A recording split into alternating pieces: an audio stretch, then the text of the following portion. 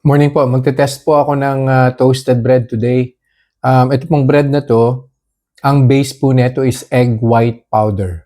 So may nagpadala po sa akin ng sachet, nakamix na po siya, powder. Hahaluan nyo na lang po ng fresh eggs at saka butter. Tapos i-bake po siya. Pwede po i-bake sa oven. Pwede rin pong gamitan ng kawali, yung tinatawag na dry steam. I-share ko na lang po kung paano po siya piniprep, kung paano po siya niluluto sa kawali, at saka yung link po kung saan nyo po pwedeng mabili yung powder na sinasabi ko.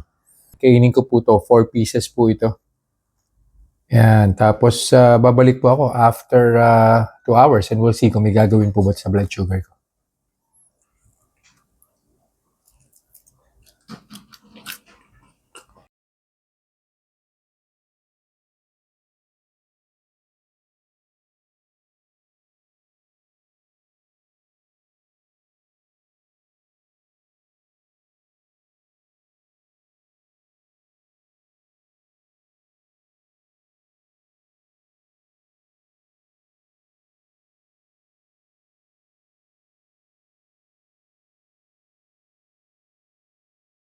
Conclusion na po tayo dun sa kinain kong toasted bread 2 hours ago.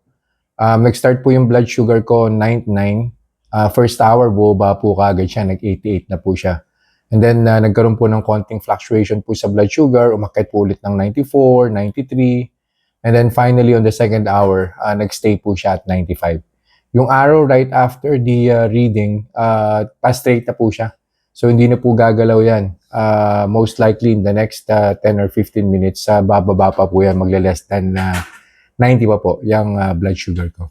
So, ang recommendation, no, wala naman pong problema. Sabi ko nga po sa inyo dun po sa almost 1 year ko na pong pagbablog, no, 3 tinapay lang po talaga yung recommended, highly recommended for diabetic persons.